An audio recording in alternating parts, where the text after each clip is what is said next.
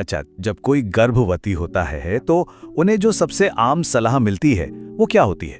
यही ना कि अब तुम्हें 2 लोगों के लिए खाना है। ये एक ऐसी बात है जो हम सबने सुनी है और ये हमेशा एक बहुत अच्छे इरादे से ही कही जाती है। भाई कौन नहीं चाहेगा कि आने वाला बच्चा एकदम हेल्दी और मजबूत हो।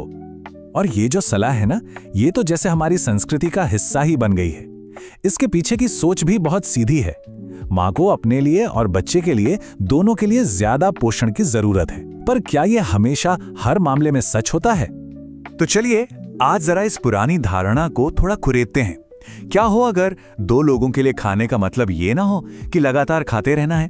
क्योंकि नई रिसर्च हमें बता रही है कि प्रेगनेंसी के दौरान हर समय कुछ न कुछ खाते रहने की जो आदत है, वो माँ और बच्चे दोनों के लिए अनजाने में ही कई सारी परेशानियां खड़ी कर सकती है। तो चलिए अब ये समझने की कोशिश करते हैं कि जब एक गर्भवती शरीर को लगातार खाना मिलता रहता है तो अंदर असल में होता क्या है। ये एक तरह का साइलेंट ओवरलोड है जिसके असर शायद तुरंत दिखाई न दे, लेकिन वो बहुत गहरे और लंबे समय तक रहने वाले हो सकते हैं। देखिए, ये एक सीधी सी बायोलॉजिकल चेन रिएक्शन की तरह काम करता है। होता क्या है कि जब लगातार खाया जाता है तो खून में शुगर का लेवल हमेशा ऊंचा बना रहता है। अब प्रेगनेंसी के हार्मोन्स की वजह से शरीर में इंसुलिन वैसे भी थोड़ा कम असरदार हो जाता है, और जब ऊपर से शरीर में लगातार चीनी आती रहती है तो ये इंसुलिन का प्रतिरोध और भी बढ़ जाता है, और नतीजा ये जो एक्स्ट्रा शुगर है वो नाल के जरिए सीधे बच्चे तक पहुंच जाती है, और यहीं से गर्भकालीन मधुमेह यानी जेस्टेशनल डायबिटीज का खतरा पैदा हो जाता है। अब इसका नतीजा क्या होता है? गर्भ में पल रहे बच्चे का शरीर जो है वो इस ज्यादा शुगर वाले माहौल के हिसाब से खुद को डालने लगता है। उसका जो पैंक्रियास है वो जरूरत से ज्यादा इंसुलिन बनाना शुरू कर देता है ताकि इस एक्स्ट्रा शुगर से निपट सके। उस समय के लिए तो ये शरीर का एक तरीका है एडजस्ट करने का, लेकिन असल में यही चीज बच्चे को भविष्य में मोटापे और डायबिटीज जैसी हेल्थ प्रॉब्लम्स के लिए तैयार कर देती है। ये बात सुनने में जितनी सीधी लगती है उतनी ही गहरी है। माँ का जो खानपान है वो असल में बच्चे के जीन्स के काम करने के तरीके को प्रोग्राम कर सकता है। मतलब ये डीएनए को नहीं बदलता, बल्कि ये तय करता है कि कौन से जीन ऑन होंगे और कौन से ऑफ।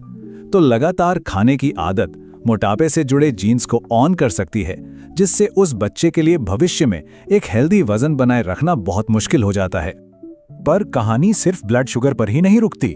लगातार खाते रहने से शरीर में एक और छिपा हुआ दुश्मन पैदा होता है, जिसे कहते हैं क्रॉनिक इन्फ्लेमेशन, यानी कि पुरानी सूजन। जब शरीर के पाचन तंत्र को कभी आराम ही नहीं मिलता तो वो एक स्थायी सूजन की हालत में चला जाता है। अब ये सूजन गर्भनाल में खून के बहाव को कम कर सकती है, मां के इम्यून सिस्टम को जरूरत से ज्यादा एक्टिव कर सकती है, जिससे बच्चे में एलर्जी का खतरा बढ़ सकता है, और यहां तक कि ये बच्चे के दिमागी विकास पर भी बुरा असर डाल सकती है। इसके अलावा एक और खतरा है जिसे कहते हैं ऑक्सीडेटिव स्ट्रेस। इसे आप ऐसे समझ सकते हैं जैसे शरीर की कोशिकाओं में जंग लगने की प्रक्रिया हो रही हो। जब हम बहुत ज्यादा प्रोसेस्ड फूड, मतलब बाजार में मिलने वाले पैकेट वाले खाद्य पदार्थ खाते हैं तो हमारे शरीर में फ्री रेडिकल्स नाम के हानिकारक कण बढ़ जाते हैं जो हमारी कोशिकाओं पर हमला करते हैं। अब ये जो ऑक्सीडेटिव स्ट्रेस है, ये गर्भ में पल रहे बच्चे के लिए कई बड़े खतरे खड़े कर सकता है। ये उसके डीएनए को नुकसान पहुंचा सकता है, समय से पहले डिलीवरी का खतरा बढ़ा सकता है, और उसकी कोशिकाओं की एनर्जी पैदा करने की क्षमता को भी कमजोर कर सकता है। और इससे होता क्या है कि जीवन भर के लिए एक कमजोर मेटाबॉलिज्म की नींव पड़ जाती है। अब यहां से बात और भी ज्यादा सीरियस हो जाती है। प्रेगनेंसी के दौरान लिए गए फैसलों का असर सिर्फ जन्म तक ही सीमित नहीं रहता। इन प्रभावों की गूंज बच्चे की पूरी जिंदगी और यहां तक कि अगली पीढ़ी तक भी सुनाई दे सकती है। पर यह कैसे हो सकता है भला? इसका जवाब हमें मिलता है साइंस की एक बहुत ही दिलचस्प फील्ड में, जिसका नाम है एपिजेनेटिक्स। ये हमें बताता है कि हमारी जीवन शैली और खासकर हमारा खानपान हमारे बच्चों के जीन्स पर कैसे असर डाल सकता है। आप जीन्स को लाइट के स्विच की तरह सोचिए।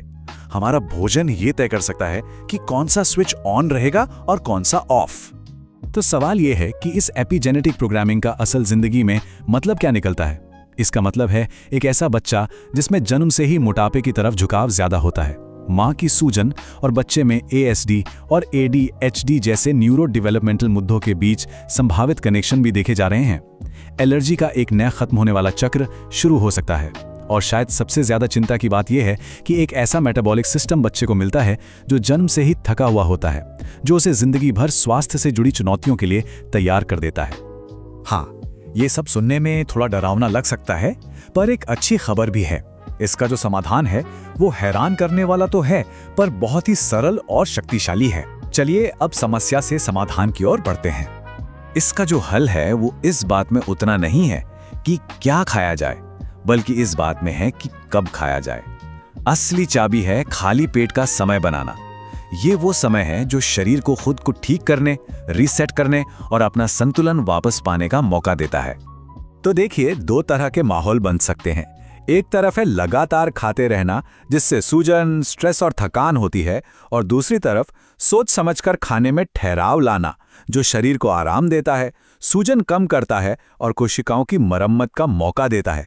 तो बच्चे के विकास के लिए कौन सा माहौल बेहतर है, ये चुनाव बिल्कुल साफ है। और अच्छी बात यह है कि इस लय को बनाना कोई मुश्किल काम नहीं है।